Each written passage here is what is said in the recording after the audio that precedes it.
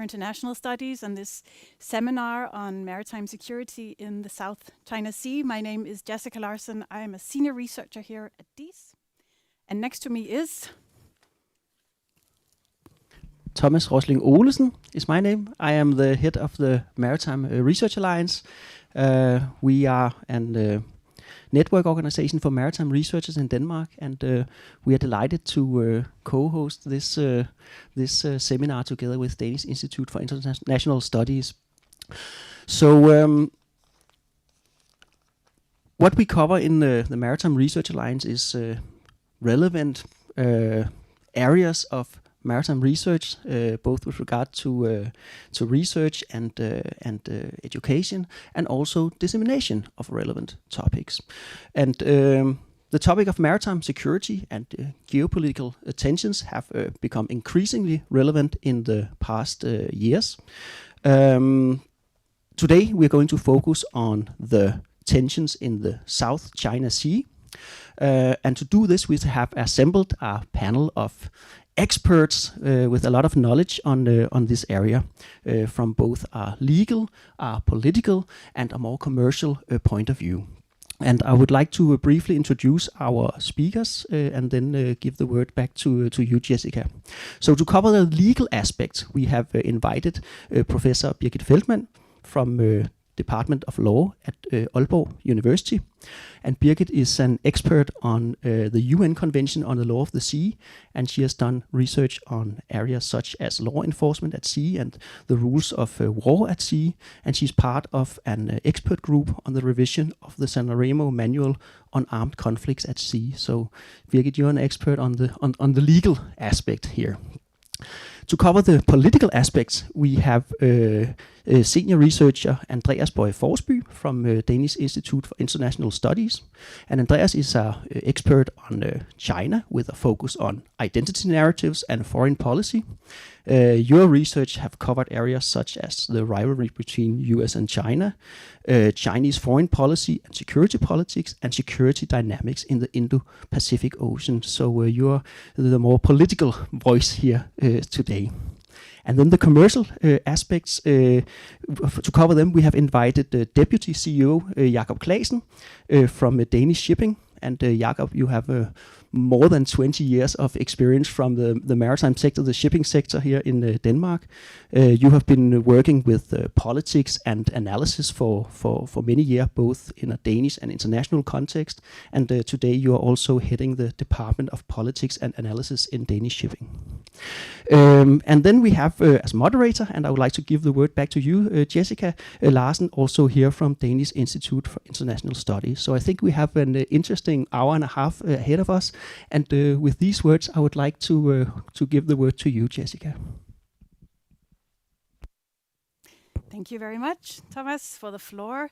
So again, good afternoon, everyone. Jessica Larsen, senior researcher here. I spend most of my days working on issues related to maritime security, especially countering piracy in West and East Africa, and also the hybrid threats like those posed by the Houthis in the Red Sea.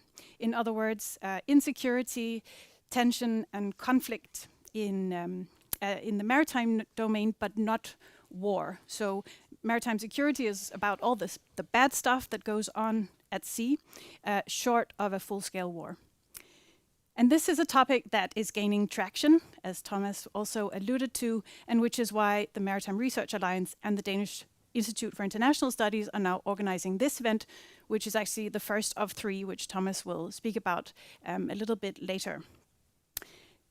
Actually, I heard our Prime Minister, Mette Frederiksen, say back in January on TV that maritime security was important for stability and free trade in the world.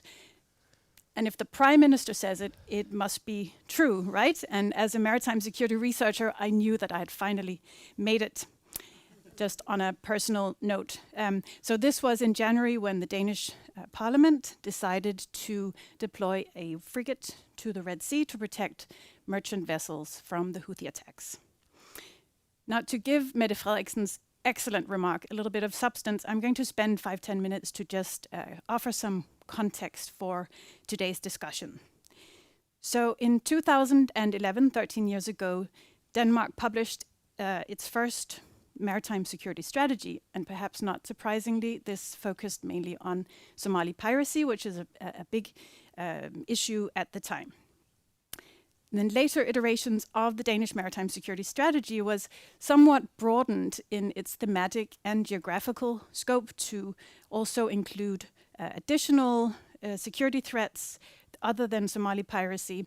And this broadening of the scope came at a time where other states and also international organizations like NATO, the EU, and the African Union were likewise developing maritime security strategies. So it was as if there was this collective understanding in policy circles that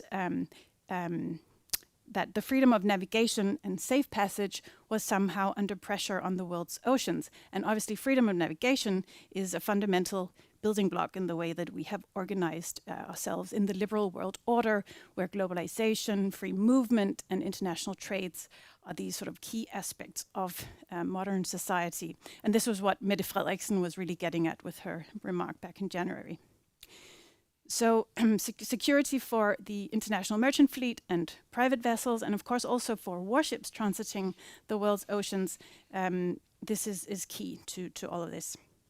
Now, as a researcher, taking a step back and looking at the recent history, the way maritime security has been discussed is as countering maritime crime, piracy of course, robbery at sea, illegal, unreported and unregulated fishing, various forms of smuggling, whether it's human contraband, weapons or drugs, and even irregular migration at sea.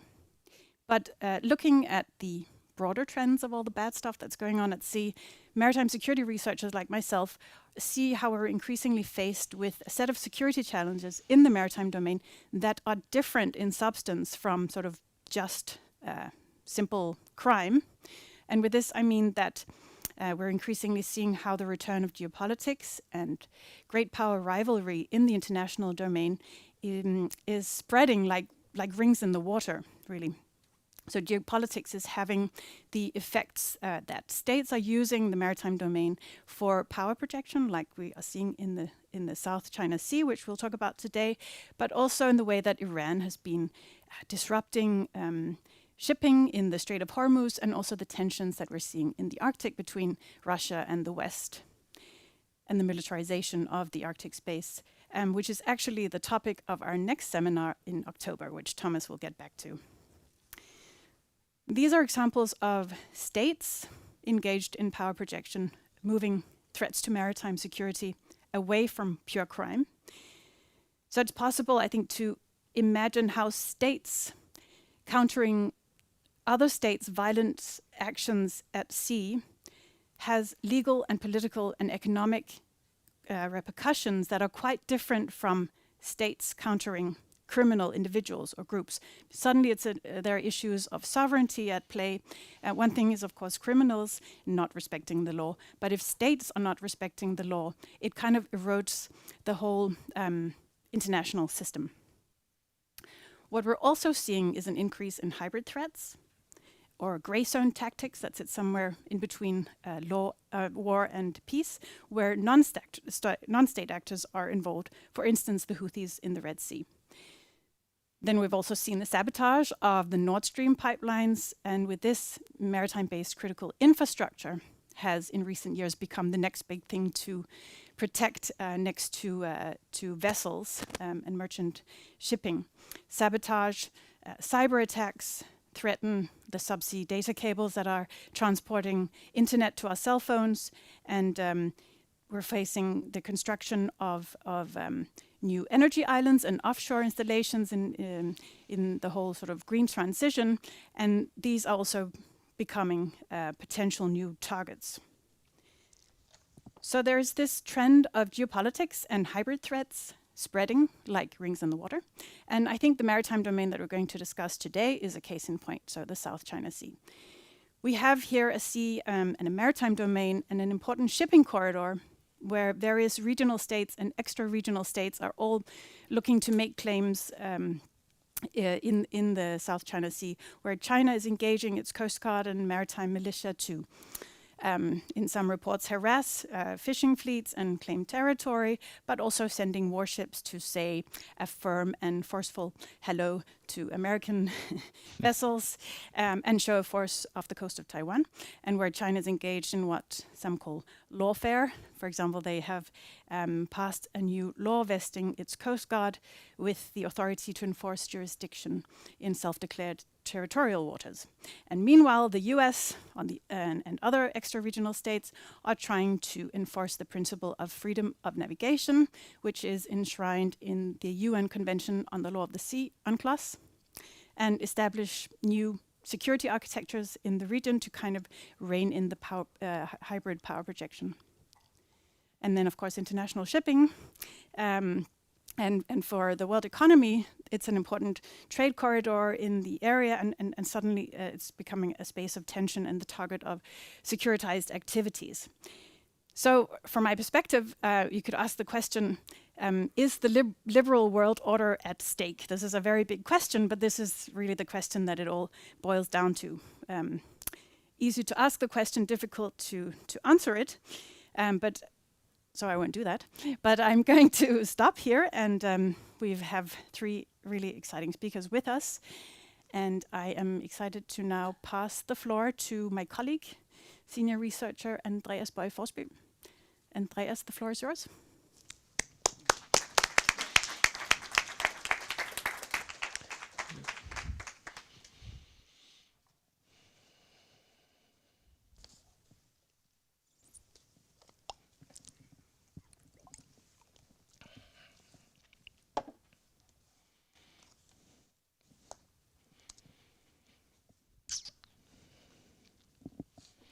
Thanks.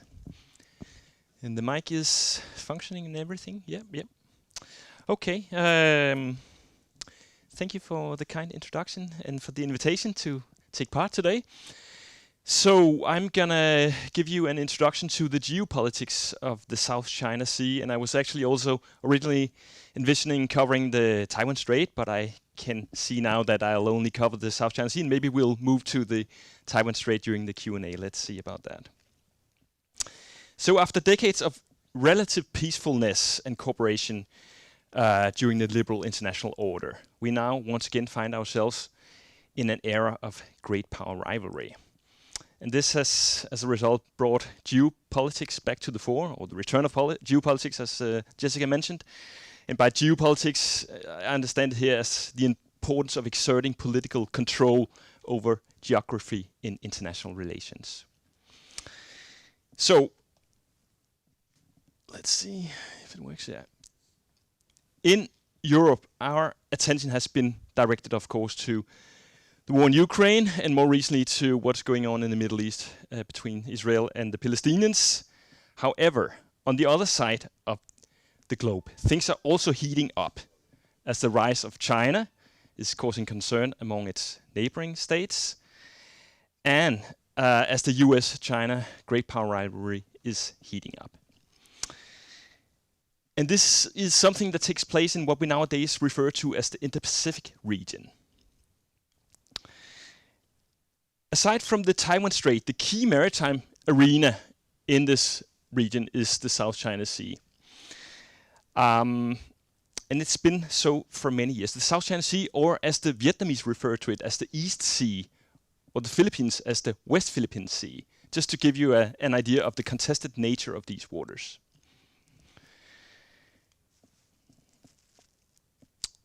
Okay.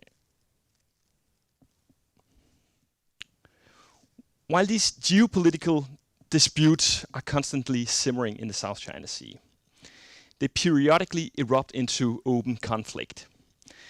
And we are now again entering one of these periods where, you know, we've seen a lot of direct conflict between the parties. And for instance, a lot of these incidents have taken place recently around the Second Thomas Shoal. We have seen a flotilla of Chinese ships blocking Philippine replenishment vessels from gaining access to the Second Thomas Shoal, where they have a naval ship grounded for many years and have an outpost of Philippine Marines located there. So these incidents involve physical blockade and sometimes the use of high-pressure water cannons, as you can see here in the picture. So things could easily escalate out of control, I would add. And this is a quote from one of the most prominent scholars, I would say, on the South China Sea. I invited him to a seminar last year to DIIS, and he recently stated that the Chinese are stretching the toolkit to everything short of, and this is actually military force. This is Colin Koh from the Rajaratnam School of International Relations in Singapore, who wrote this on his Twitter profile recently. So let's take a look at what's going on. And we can start by identifying the central axis in the South China Sea. These are China, Taiwan, Vietnam, the Philippines, Malaysia, Brunei, and we have Indonesia in the background. It doesn't have a direct stake in the territorial and maritime disputes. So these conflicts revolve around the island features in the South China Sea, but these are not really islands. I mean, these are reefs and atolls and not islands in a legal sense. They don't have the ability to sustain human population, and there was a verdict from the Permanent Court of Arbitration some years ago who actually ruled that these are not island in a legal sense. So this is actually quite crucial, as we will come back to. And since China, So since China took control of the Paracels Island archipelago up in the north, these disputes have primarily revolved around the Spratlys in the south, involving primarily Vietnam and the Philippines and China, but also to some extent Malaysia and Brunei. And some of the conflicts or the episodes we have seen recently have also taken place around the Scarborough Shoal, I should add. All right. These coastal states have overlapping territorial and maritime claims. And it shouldn't be all that complicated to resolve these claims because all of the coastal states have signed and ratified the UNCLOS that Jessica mentioned, the UN Convention on the Law of the Sea, which stipulates the maritime entitlements enjoyed by the coastal states. Indeed, the Permanent Court of Arbitration, which I just mentioned before, which issued this landmark ruling back in 2016, it stated that none of the land features, as I just mentioned, the shoals, the reefs, the rocks, islets, are large enough to generate more than the 12 nautical miles of territorial waters, which leaves the coastal states in control of the exclusive economic zones, 200 nautical miles wide. So that leaves almost all the room to the coastal states, according to the Permanent Court of Arbitration and legal rights. And so these 200 nautical miles are demarcated here on the map with the blue lines from each coastal state. And this was the PCA landmark ruling that I referred to from the PCA.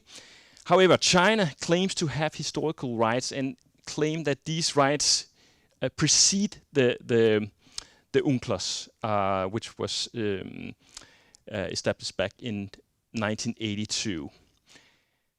However, in its ruling from 2016, the court specifically rejected China's claims to historic rights, which are on this map demarcated by the 9 red dashed line. So it's around 90% of the waters that China claims to have jurisdiction over. So it's a really big chunk, you could say, of the South China Sea. And maybe I should add that China itself has rejected the ruling from the PCA as null and void. That's the quotation from the Chinese MFA. All right, and let me just also mark here on the map the second Thomas Shoal that I showed you on a previous slide. It's where the Philippines have grounded a rusting old Navy fleet ship and has this host of of Philippine Marines guarding it and asserting sovereignty over the second Thomas Shoal.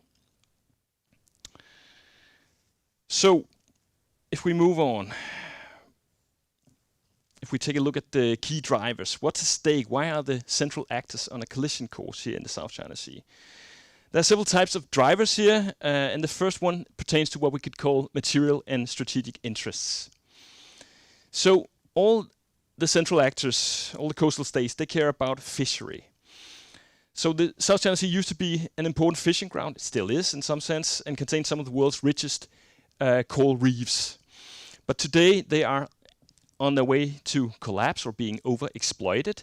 So this of course brings or creates tension among the coastal states' fishers as they sort of venture into the exclusive economic zones of some of the other coastal states.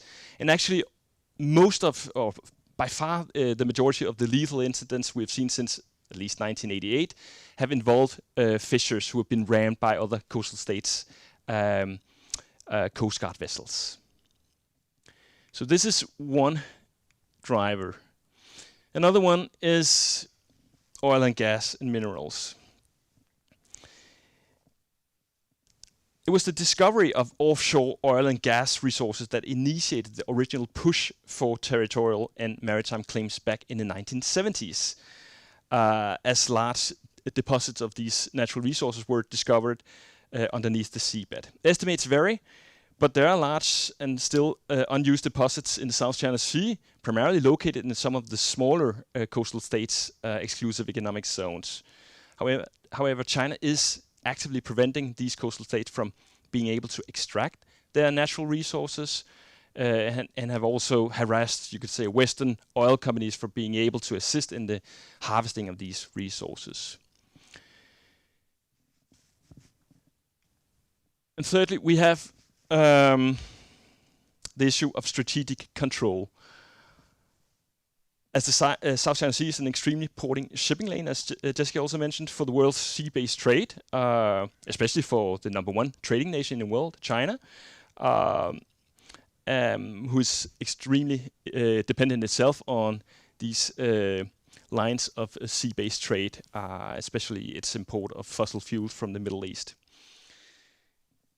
But the Chinese also view the South China Sea as a critical waterway to extend its reach of its fast expanding blue water navy, and especially the third leg of its nuclear triad, the strategic submarines that are currently located at Hainan Naval Base, facing the South China Sea. So the Chinese have been reclaiming land around existing reefs and shoals, and turned them into military outposts. And these are replete with all kinds of military hardware, including airstrips, harbors, and missile systems. And this is a picture from the Fiery Cross Reef that China turned into a military outpost back in 2014. And let's now take a look at a second key driver, which is the US-China great power rivalry. And just to make clear that the US is not a direct actor, it's an extra regional actor, as I think Jessica called it. But it does enter into the geopolitical equation in several ways. First, it regularly challenges, notably China's excessive or unlawful maritime claims in the South China Sea, especially around the artificial islands that I just gave you an example of, by conducting these so-called freedom of navigation operations. And this practice has actually been going on for decades. It was first, you could say, being publicized to the public by the Obama administration. And during the second part of the Trump administration, it really was intensified. And during the Biden administration, I would say that they have been conducting around 4 to 5 phone-ups each year, the US. And every time drawing an angry response from Beijing, I should add. So yeah, here they are, the American ships with their freedom of navigation operations. Another way the Americans enter into the equation is their military exercises. So just last month, the U.S. Together with the Philippines and other allies in the area, staged the annually Balikatan exercises, shoulder by shoulder. It stands for Balikatan, which were allegedly the largest and most expansive exercises that have ever taken place in the South China Sea area. And they were, by the way, sinking an enemy warship that was originally built in the PRC. So it was quite clearly targeted at China, even if they claimed that it was not targeting any third countries. So, third point to mention here is the expanding presence of the US in the area, offering military assistance and maritime capacity building to the Philippines, and it has clarified its defense obligation to the Philippines under the Mutual Defense Treaty, covering the South China Sea and Philippine Coast Guard vessels, which is quite important, and generally expanding its military presence in the area. This year, I think about a year ago, the US was granted access to 4 new Philippine bases, one of them facing Taiwan in the northern part of Luzon of the Philippines. So this really matters as seen from a Chinese perspective. So the Chinese themselves, they have meanwhile embarked on an enormous expansion of its naval capacity, including the PLA Navy. It's numerically today the largest fleet in the world, around 350 vessels. Its Coast Guard fleet is also the largest in the world today, 150 vessels. And then its maritime militia, those are the ships we are seeing at this picture, refurbished fishing cutters that are used to spearhead their, you could say, the early forward presence when they are trying to assert sovereignty in disputed areas. So, apart from the growing naval power projection capacity of China, they are also militarizing their artificial islands. I gave you an example before. Here's another one of their artificial islands. And a third point is the way they are, I would say, harassing US vessels when they're conducting these either freedom of navigation operations or conducting surveillance operations. It's quite clear that the US is also closely monitoring the military activities of the Chinese. They don't like it, and they send out their, or intercepts the US vessels or airplanes, as in this case, and this leads to near collision incidents, and we have seen a couple of them. Not so much the last year, since the US and China have re-established diplomatic relations in many areas, including military-to-military relations. All right. I want to turn to the third key factor, second last slide, which is key, which is domestic politics, local agency, you could say. And I think that the best example here is the Philippines. It's a somewhat extreme case, I would admit, but it really demonstrates how a change of government can create fluctuations in the level of tensions in the South China Sea. So in the first half of the 2010s, the Philippines was governed by Benigno Aquino, who would not accept China's growing assertiveness in the South China Sea. So he drew Manila closer to Washington and submitted the UNCLOS case against the PRC in the Permanent Court of Arbitration that I mentioned earlier. So tension spiked as China initiated its land reclamations to change facts on the ground before the PCA could deliver its ruling, or change facts on the waters, you could say. Oh, that was too quick. Yeah, so we have Duterte taking over in 2016, Rodrigo Duterte, who was more interested in attracting Chinese investments from the Belt and Road Initiative, and was very sensitive to human rights criticisms from Washington. So he pulled Manila towards Beijing instead, and tensions in the South China Sea were lowered as the two sides worked out these practical cooperation agreements without solving, I should stress, the underlying territorial disputes.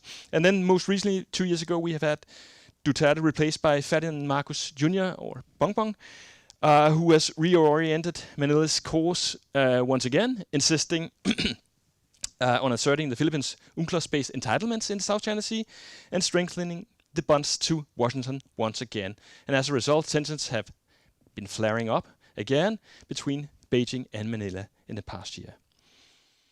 All right, last slide. So why bother about these conflicts in faraway waters as we view them from Denmark?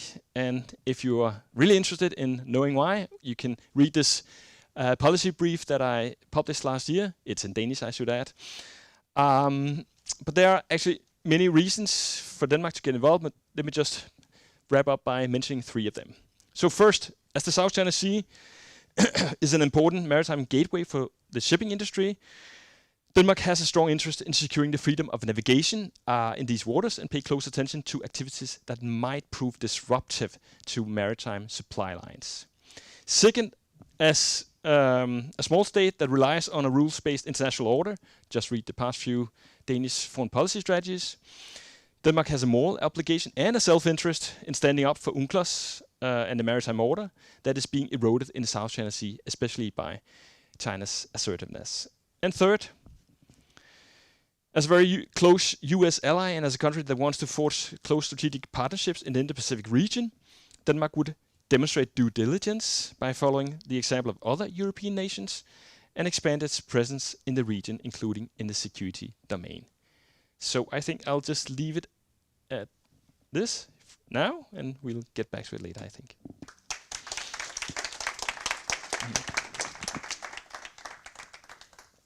Thank you, Andreas. This was a great overview of a very complex maritime domain with competing claims, and it sets us up really nicely to understand what's going on. We'll take questions later, but from this overview, we're going to dive into some of the legal implications. And to do that, we have Birgit Feldtmann, professor at Aalborg University, please.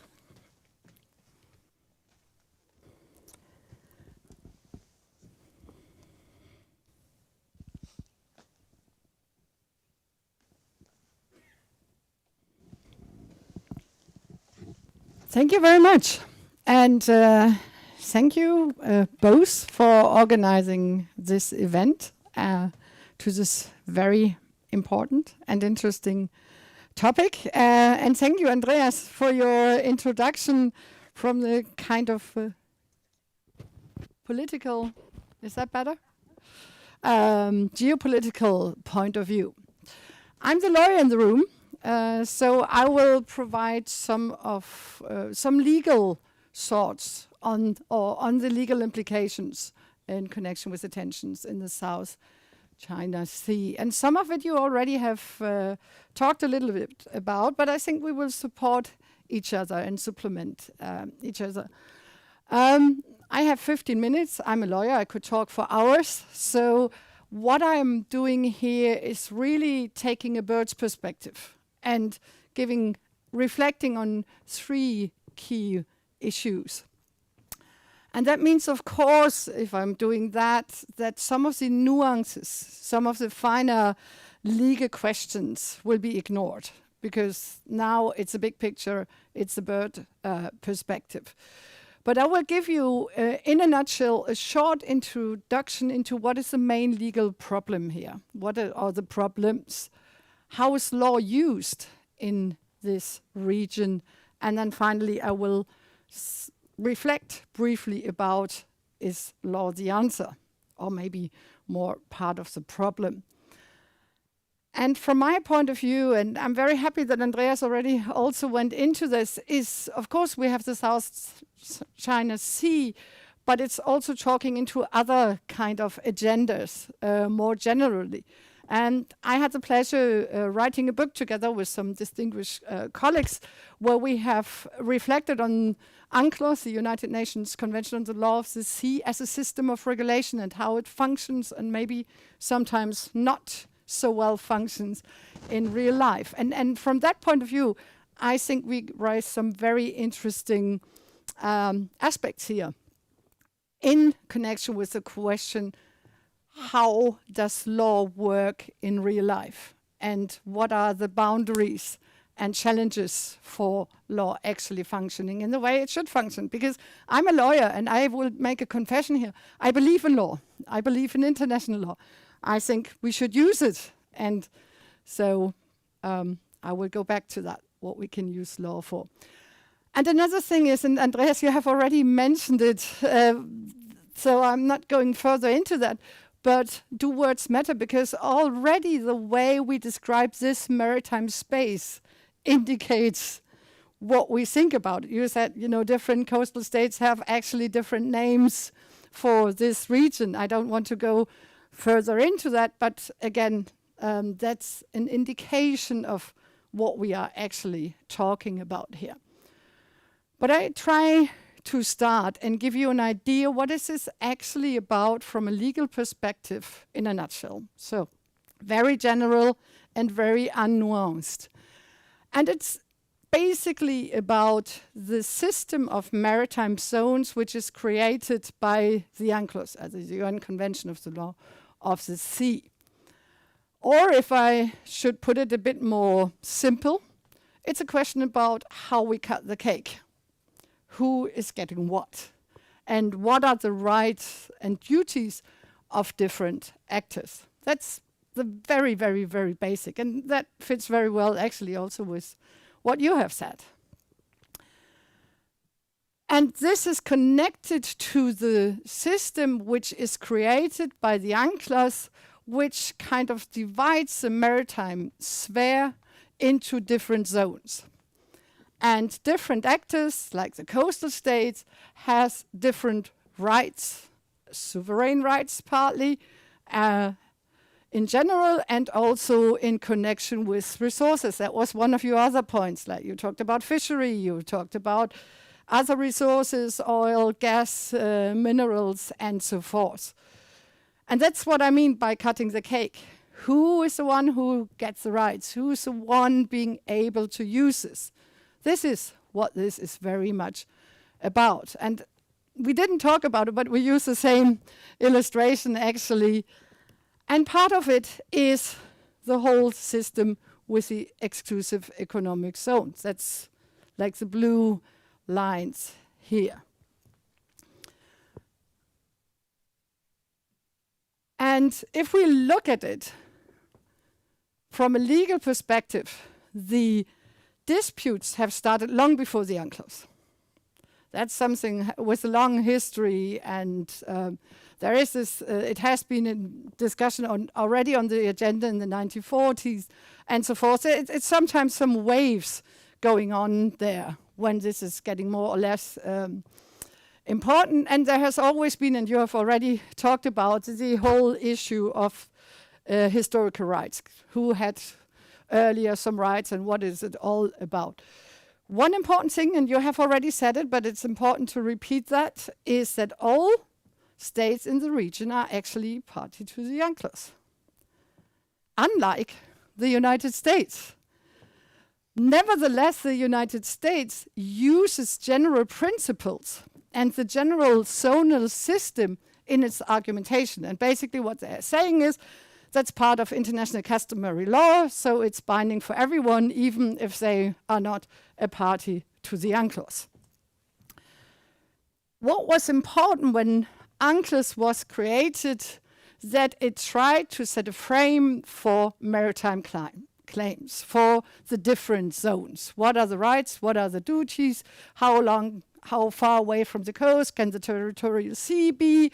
And that was in a time where states tried to widen their competences. And so the thought of UNCLOS was, now we do a system once and forever, and then every state knows, what can I claim, and where does my competences end, and where do others start.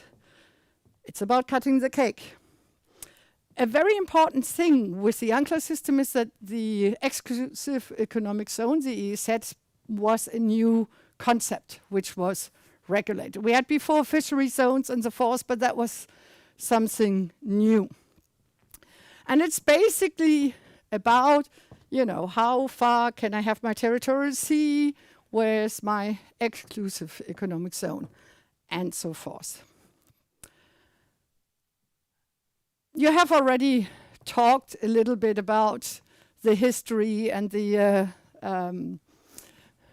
9-dash line and so forth. So I don't want to repeat a lot about, but some of the questions connected to this are, what are there any? And if yes, what are the historical rights in the region? Very important, you mentioned that already also. What is an island? What is just a cliff or another natural structure but not able to support life? And this is very important because it's connected to how I can define my maritime territory. So it's important whether a natural structure is an island or is something else. So that is part. And it's also very much about how can coastal states act? What are the rights? What are the duties? How can they enforce their own? In which situations can they enforce their own legislation? All these kinds of questions. And it's always also about what are the rights of others? Because the whole system with UNCLOS is a kind of balance of different interests. Interest of coastal states, interests of flag states who want to have the right of free navigation, and so forth. So it's always a balancing between different interests. And the problem is that UNCLOS is creating the legal framework for these different maritime zones, telling us, territorial, external territorial waters can be up to 12 nautical miles. Great, I know that now. The problem is that UNCLOS is not specific on if there are overlapping claims, how do we solve the problem? And the idea in reality of UNCLOS is because it's an idea that we should peacefully, states equally living peacefully together, we should solve our conflicts in a peaceful way. And in an ideal world, what we would do is we would discuss overlapping claims, states between, and make bilateral negotiations and agreements. And Denmark is actually a very good example of that. We had for a long time disputes with, for example, Canada concerning the borders with Greenland, Canada. And it was a long diplomatic way, but very successful. And what happened was that we negotiated with Canada, and in the end we found a solution, and we now have one of the longest maritime delimitations shelters. Without shooting, without shouting, just classical good diplomatic work. And that is basically the idea UNCLOS has. Because the whole question of how you draw maritime borders and so forth, as I said, UNCLOS is giving a frame, but there are different overlapping principles. So there is not one solution for everything. And every coast is different. There are different specific circumstances which can play a role in the way we make our borders. And that's why it's so important we can agree upon it. And then there's also the question of, if we can't agree, are there institutions, international courts, where we can get the case solved? There have also regionally been different initiatives, also legal initiatives between different states in the region, also under ASEAN, to try to find out, can we find some kind of solution here? Can we agree about some principles? And as I said, there's also the possibility of legal proceedings. And that's what we have seen before. And you have already talked about it, so I don't want to talk too much about it, and time is also running. But it is quite important to understand that China did not participate in the proceedings, and they don't accept the ruling. The court, it was a very complex case. There were different submissions, but the general ruling was, yes, China has been violating Philippines' sovereign rights. They also concluded there's no backup for the main claims. They had some considerations, but as you said, about islands, what is an island, what is not an island, what you can get from them. But one other thing was, for example, also one of the questions connected to it was China's way of law enforcement and creating dangerous situations, which was actually a violation of other law of the sea. It's not only UNCLOS, but there are rules about how you act, how you navigate at sea. Another thing which is very important also to remember that the ruling does not include an actual ruling on the delimitation of maritime borders. Said something about some principles, but it's not that they decide what is now the structure in this region. Good. That was like the general, what is this actually about in a nutshell? How is the law used? And again, this is a very bird's perspective way looking at it. One of the things you talked about, and I'm very happy you already have raised the question, this is the issue of creating facts, building artificial islands and so forth, trying to establish facts and making it therewith more difficult maybe to reverse the whole situation. A lot of the conflict from a legal point of view is about interpretation of rules and principles of UNCLOS or the law of the sea more general. It's also about use of enforcement powers, and I would also say misuse or abuse of enforcement powers. We talk in the law of the sea community about states' tendency to overuse the rights provided by the UNCLOS. And in some cases, if it's seen to be a good strategy, sometimes also to underuse it. So we don't want to get involved here, so we don't use the rights and maybe also don't fulfill the duties we have. There's also in the use of the law of the sea here a gray zone between state actors by proxy activities. You mentioned fishing vessels being used for certain things. So the classical difference between state acting, law enforcement and something else is kind of getting unclear.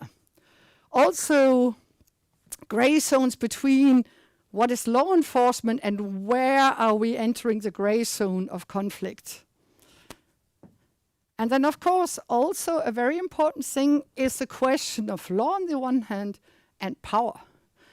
Because we have also the problem of permanent members of the Security Council. And what are we doing if they don't do and fulfill and don't agree with what the rest of the world thinks maybe is a law? As I said before, the law of the sea is balancing different interests, rights, obligations, but the general principle is actually it's peaceful use. We should use it in a peaceful way. We have to ensure the right of freedom of navigation. Innocent passage, one of the central parts here, securing fair access to resources, and insisting of legal procedures and institutions. And one thing I would like to say, we have also, from a Danish point of view, to be careful what we argue for. Because sometimes maybe we might want to extend our own powers. We have the discussion a little bit with vessels transporting Russian oil through our straits, and we think, we would like to do something. But we always have to think this can backfire, because if we start to fiddle with the right of free navigation, innocent passage, others could use the same argument against us in another situation. So be careful what you argue for, be careful what you wish for. And then I'm closing up. Is law the answer? Or maybe the problem? And of course, for me, law is part of the answer. Otherwise, I would be unemployed. But I mean, maritime delimitation is actually quite complicated. And UNCLOS is not providing all the answers. We have the whole problem, as I said before, use of powers, overuse, sometimes underuse. One thing which I find very important, and I think, and that was also very clear in different Danish maritime strategies, is a question of respect and disrespect for conflict resolution, for and proceedings, and in general, international law. We have to be very careful with the grey zones of law. Where are we? How do we want to use them? Creating facts. We have this notion of unstable seas. Sometimes it's also lawless seas. There are different ways of talking about it. But it's also very often about enforcement. It's about willingness. And then, of course, the question of law and power. So to finalize, is law the answer? Not always, but can we survive without it? Thank you very much.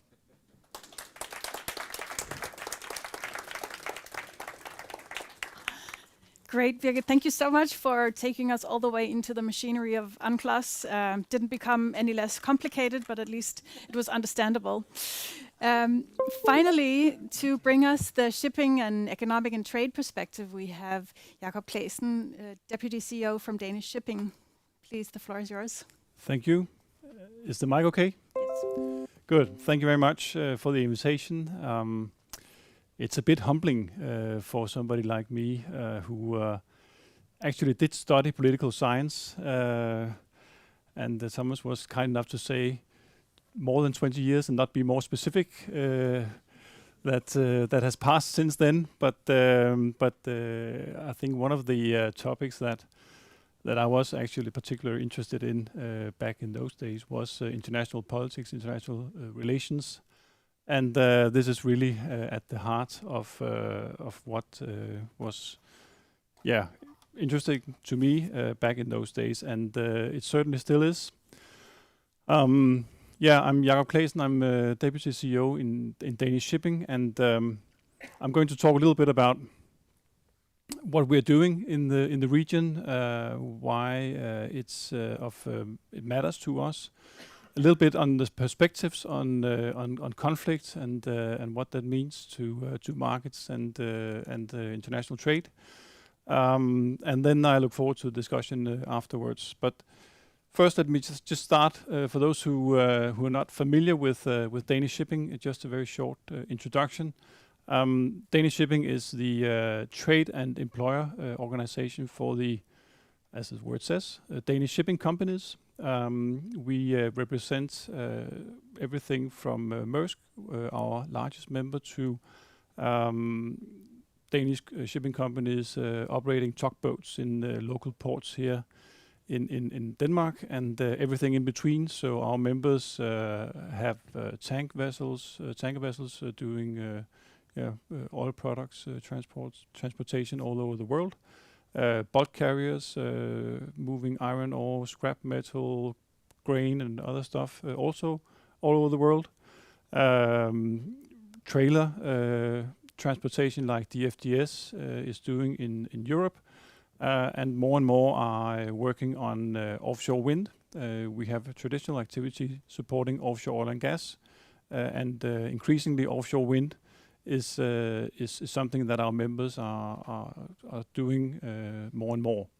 So basically, we do all kinds of shipping here from Denmark. We are among the 10 largest shipping nations in the world when we look at the total fleet controlled commercially by our members. And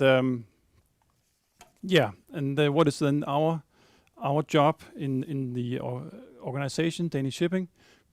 It is basically to be the employer organization. So we do collective bargaining agreements with the seafarers, with the unions representing the seafarers working on Danish ships, both Danish seafarers as well as foreign seafarers. So we have agreements with unions from the Philippines, from India, and recently also from Ukraine.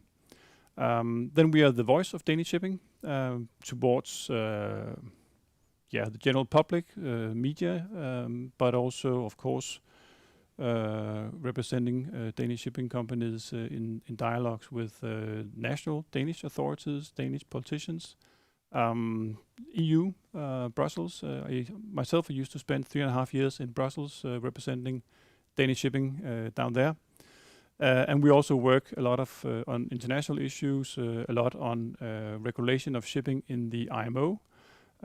We also have experts at dare to call them, on UNCLOS in our organization, and we are there as advisors to the Danish government when there are meetings in the International Maritime Organization. And then last but not least, we also follow trade relations very actively, are stern supporters of the World Trade Organization, of the EU being active on trade relations and entering into trade agreements with as many countries as possible.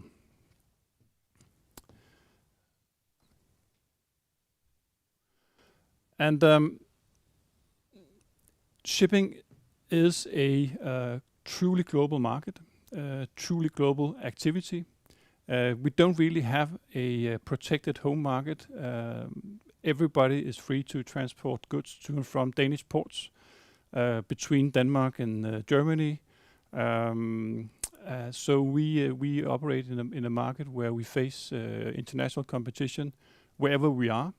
When you look at the Danish Straits, the ships that are passing through, they are from all over the world, registered all over the world.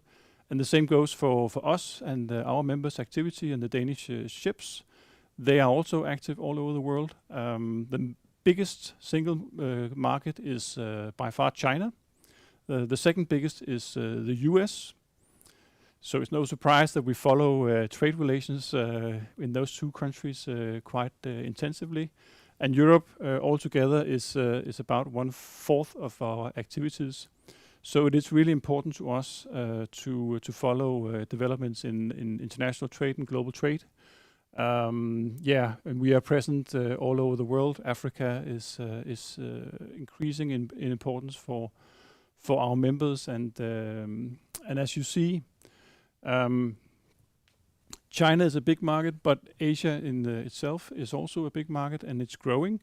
Both, and it's been growing for a long time in international trade, but we also see an even larger growth in regional trade that we also take part in. So it's not a case of Asia just producing goods sent to the US and Europe, but they also are increasingly trading within the region, and we are also supporting that trade. And a lot of that is taking place in the South China Sea. We've seen the maps. We have zoomed in a little bit on the Taiwan Strait. We've heard some figures on the importance of the South China Sea, and the same goes for the importance of the Taiwan Strait. Looking at it from a commercial point of view, of course, our hope is that there is a tension level that is not increasing to an extent where we're not able to pass peacefully through with our vessels, as UNCLOS gives us the right to. But we can also, of course, also always see a way around. That's the good thing with our activity, is that we're not fixed. It's not like we are investing in a factory which is then placed in a given country. Our vessels are by nature movable. So if there is and we don't hope that we will get there, but if there is a situation where tensions are high and it's felt unsafe to trade in those waters, of course we will go around it. It's not like that trade is stopping, that it would in itself mean that we can no longer receive goods from China that today pass through the Taiwan Strait or the South China Sea. Trade will find a way around it. And just by sort of illustration, we've been looking at the situation in the Red Sea, where we are today in a situation where the attacks by the Houthi group de facto means that the Danish shipping and Danish shipping companies are not trading through the Suez Canal, and that goes for most of international trade and most international shipping companies. So we have in normal times about 12% of world trade going through the Red Sea and the Suez Canal. That is reduced with, I think, 60 or 70% right now. And what does that mean for world trade? It does not mean that we are lacking goods in Europe. It doesn't mean that oil from the Middle East is not coming to Europe. It means that we are finding a way around. And in this case, it's south of Africa. And what does it then mean for us as consumers? It means not a lot. It means something for our customers, the ones importing or exporting their prices of maritime trade or maritime transportation has gone up.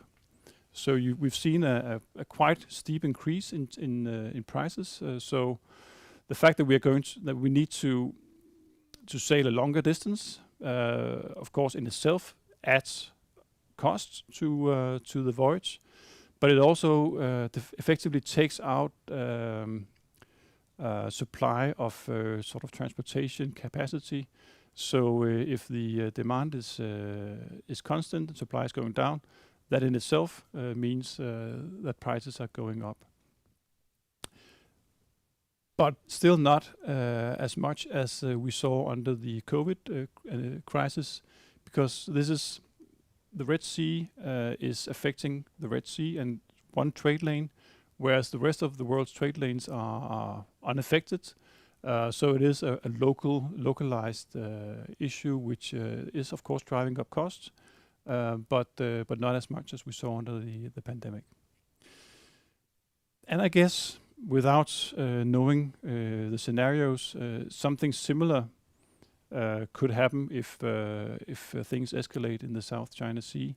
We will see increased costs. We'll see longer distances. We'll see rising prices. But nevertheless, shipping is going to find its way around it, and goods will continue to flow. As long as it is a localized conflict affecting the waters and making it unsafe for us to travel in those waters.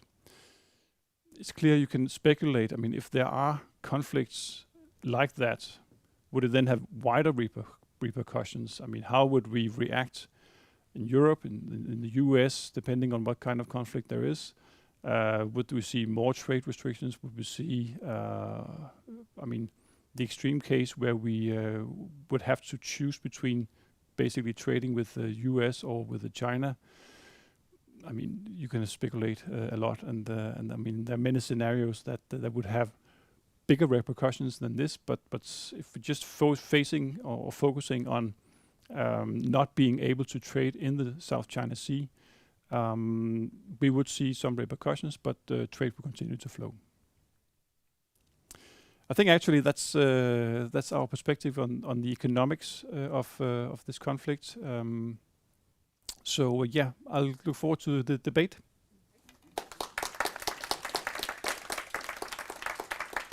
Thank you, Jakob, for explaining to us why shipping is so important for Denmark and why maritime security is so important for Denmark.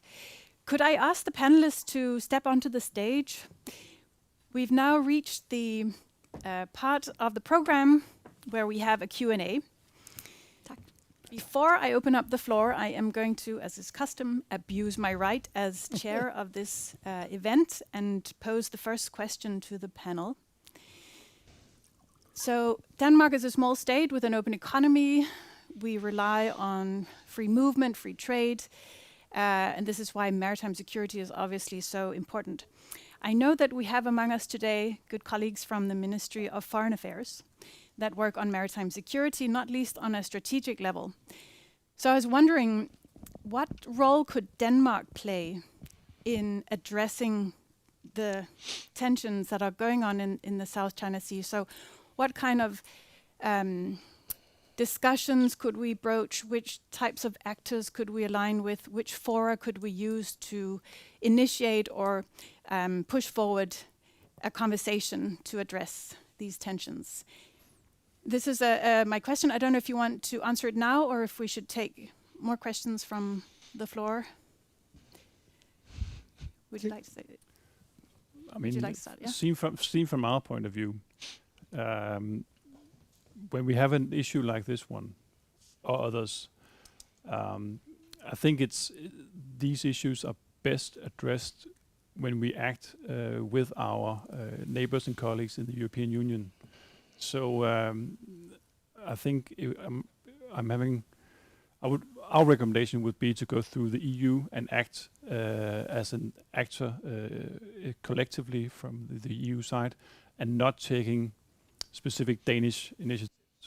Having said that, Denmark has just been elected to this Permanent Security Council, so of course Denmark is going to play a role, and I'm not familiar with exactly when this is going to hit the agenda there, but of course having the seat there is going to give Denmark an opportunity to play a role as an honest broker, to not defend Danish interests, but trying to defend or find solutions that will lead to preferably de-escalation. So I guess we have to, and we are going to act as in our own right in the Security Council being there.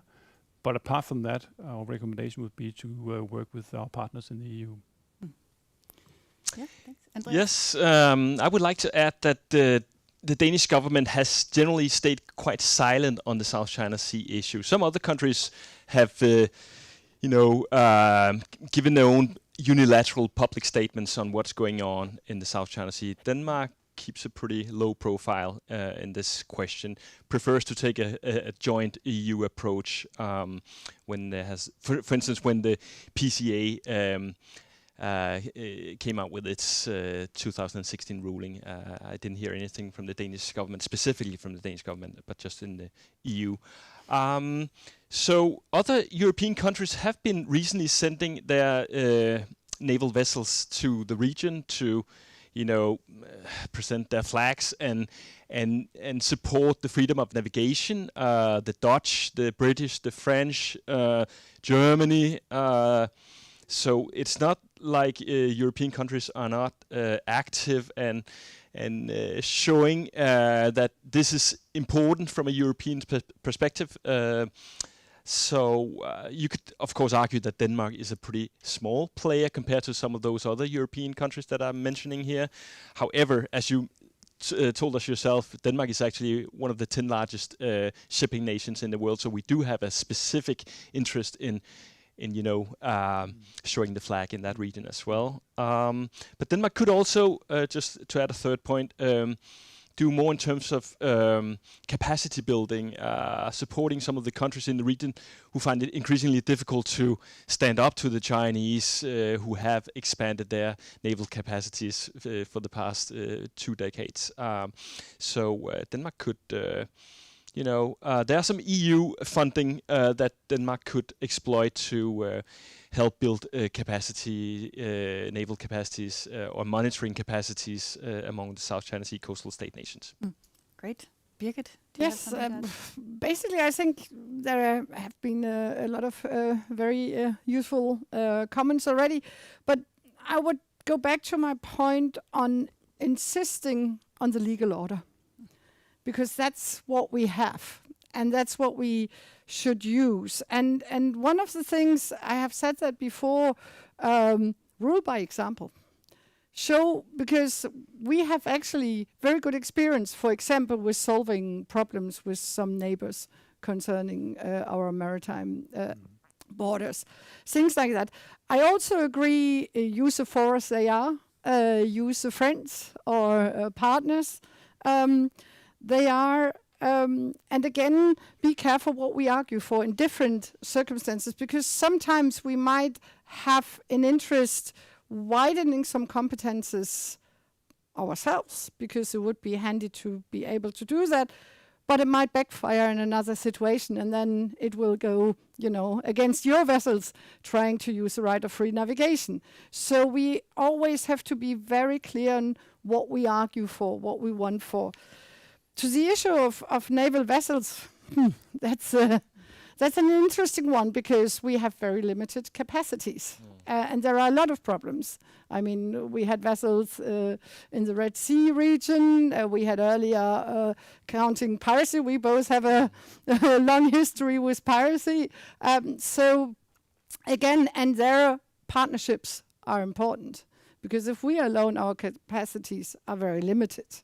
And we have also our own backyard we have to take care of. We have the whole issue of Arctic. We have the Baltic region. So it's not that easy. Yeah, if I may add, I think we are very conscious of the limited resources that we have as a naval force, and we have really appreciated when Denmark has been able to help support our vessels and our seafarers in the Red Sea, in other African waters, but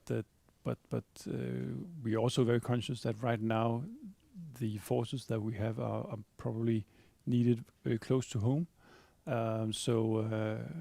Yeah, I would be surprised if we would sort of think that navigating the South China Sea would be a role for the Danish Navy. Yeah. Great, thanks. So now I'm going to open up the floor. We will be passing around a microphone, so if you could just raise your hand if you have a question and state your name, and if you have any institutional affiliation, that'd be great to know as well. Yeah, Thomas, do you want to start? Yes. Thomas Olesen from the Maritime Research Alliance. So I have a question, and I think it's probably mostly for you, Andreas, but you're of course all welcome to answer. So my question is, when we look at exports from China, like the US and Europe are of course important markets. So how does the Chinese government balance the territorial interest towards risking to kind of push away some of its major trade partners? So the economic versus the territorial, you could say, like how is this being balanced out? I don't know if you can answer this question, but yes. Should we just maybe collect a couple of questions? Okay. Yeah, in the interest of time. So the gentleman in the back over there, and then was there? Yeah.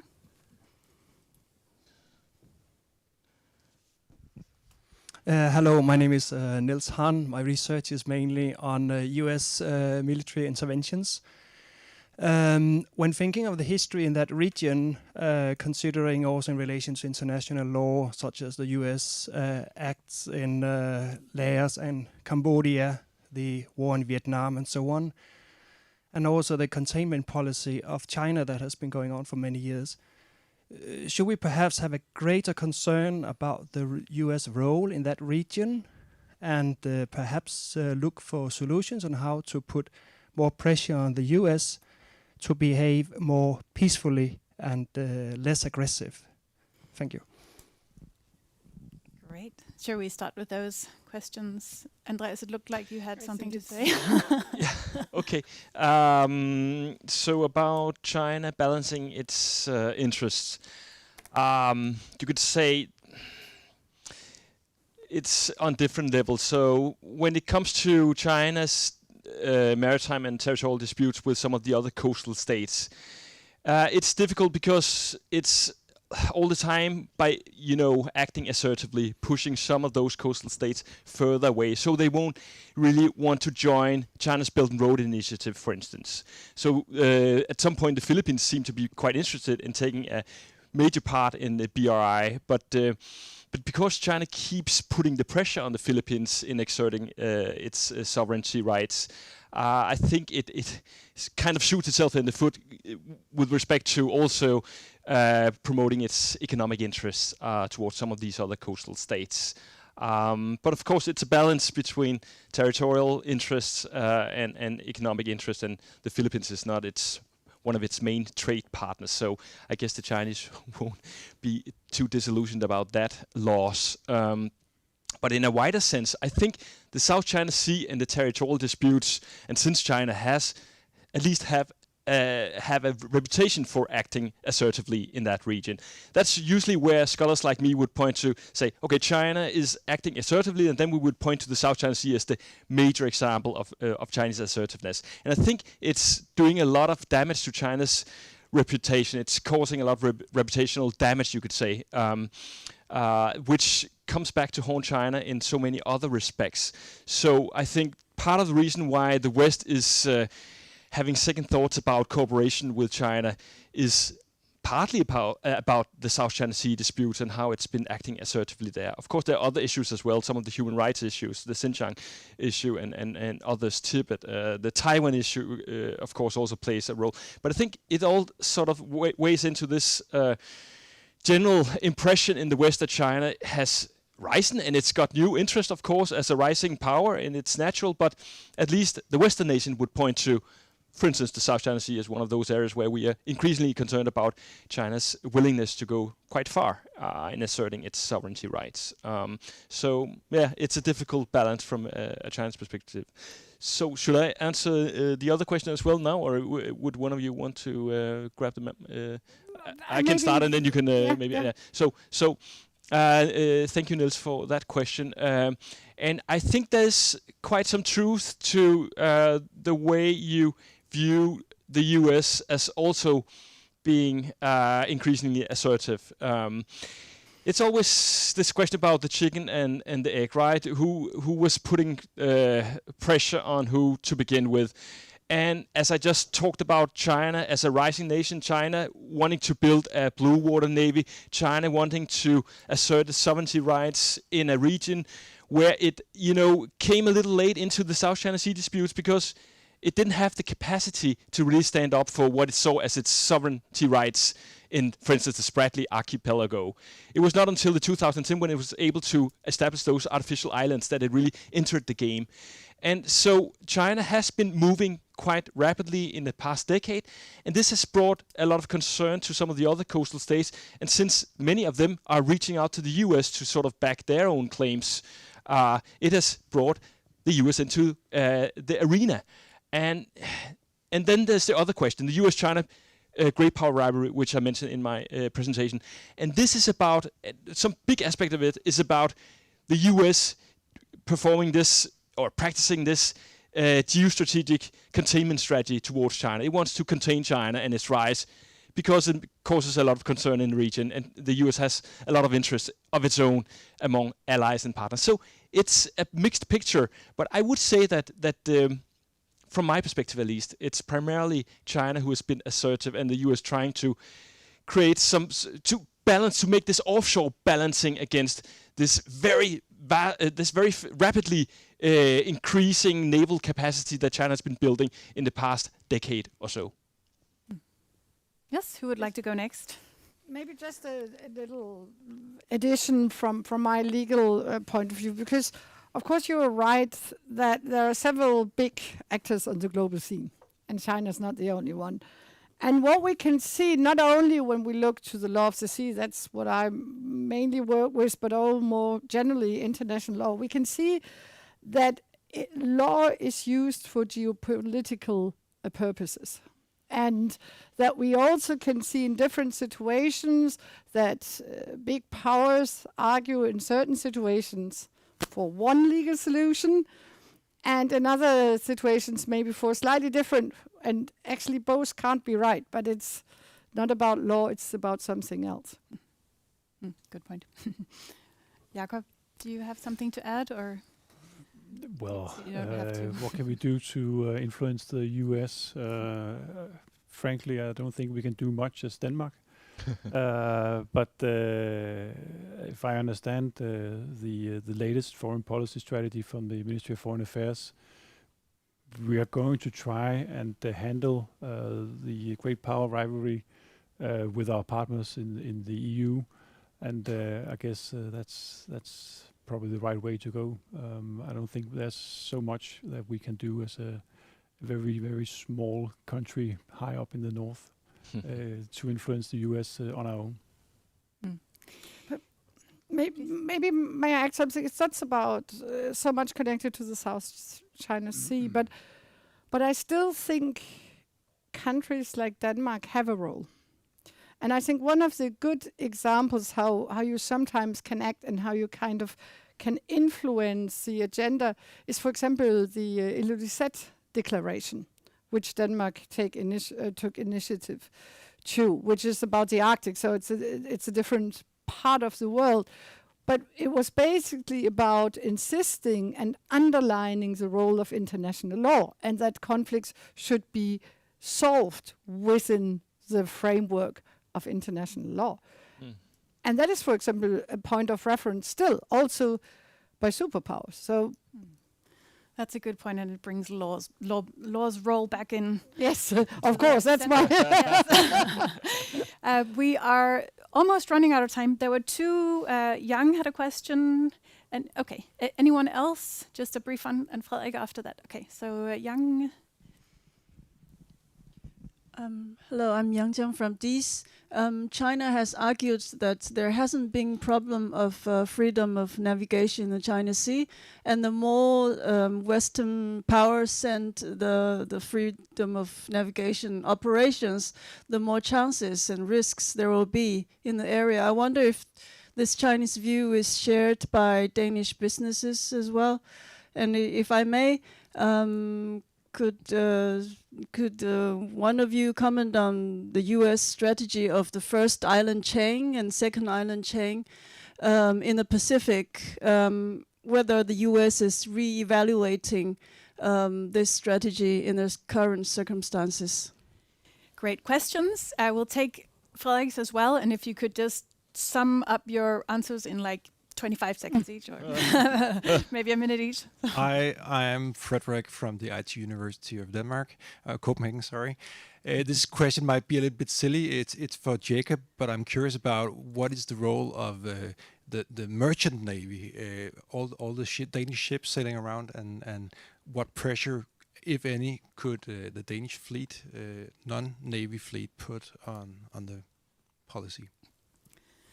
Thank you. Who would like to go first? Well, I can try and start out on both questions actually. Well, it is true. As it is right now, our companies, our members are trading freely in the region, sailing freely in the region from China to Vietnam and around without any problems. So I guess if there is in the current situation, a restriction of freedom of navigation, it's probably more for government vessels than it is for commercial vessels. We are, as the situation is right now, trading with all parts of that region and without any restrictions. So right now, peaceful commercial operations are continuing uninterrupted. The other question, what can we do as private merchant marine? I mean, we can continue our operations, and of course, if at some point we are stopped, then at least that's a clear symptom that things are going in the wrong direction. But until then, I think we need to continue our peaceful operations and do legal trade with these countries. I mean, again, looking at the government strategies, both from Denmark and Europe, we are talking about maybe looking at some goods that we should maybe source from a number of countries, but also stating clearly that most goods are not strategic, and therefore there's no problem in continuing trade, Christmas ornaments, jeans, whatever that we import or travel or transport. It's not a problem. It's not a strategic problem for Europe to do that in the current circumstances. So we should continue to do that. Having said that, I think there is a growing understanding that in a more insecure environment, states or regions have a strategic interest in having transport capacity. So, I mean, we have that in Europe. We control 30-40% of the world fleet. but there is a growing understanding that it's something that we should be aware of, that we should continue to make sure that we do have, not because in peaceful times it's of strategic importance, it's of economic importance, and I think we do good for the Danish economy, but in insecure times it's good to be able to have some sea lift capacity.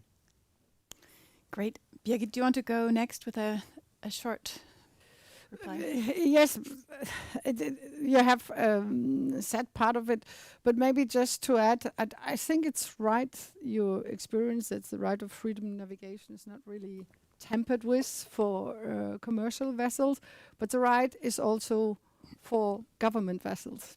And I think there is this different situation. Thank you. Andreas, you have the final word. Yeah, but I've already taken so much time. So what is left? Maybe the question about the first island chain. Yeah, I think the US will definitely keep the pressure around the first island chain because they have these very important bases already in place, right? In Japan, in the north, over Taiwan, in the middle, and the Philippines in the south. So this first island chain is quite important from a US perspective in enforcing, you could say, that containment strategy against China. So I don't see any changes there. And given that we are witnessing an increase in joint military exercises and patrollings, I think we will see more of the same in the coming years as the US and Chinese great power rivalry deepens. Thank you. Wow, great. So this concludes the seminar. Before we give the panelists a round of applause, Thomas would like to make a brief announcement. Yes, thank you very much, Jessica. So to sum up today's session, I would also just like to point your attention to two other sessions that we are going to have, one in the autumn and one next spring. So in October, we will have a session on the maritime security situation in the Arctic Sea, and then we will have in the spring, probably in February, a session on the situation in the Baltic Sea. So we are continuing this short seminar series with regard to other political and geographical areas as well. So so on behalf of the Maritime Research Alliance, I would also like to thank all of our speakers and all of you, and also you, Jessica. So thank you very much, everybody, for showing up and contributing. Thank you. Yeah. Thank you. Thank you to the speakers.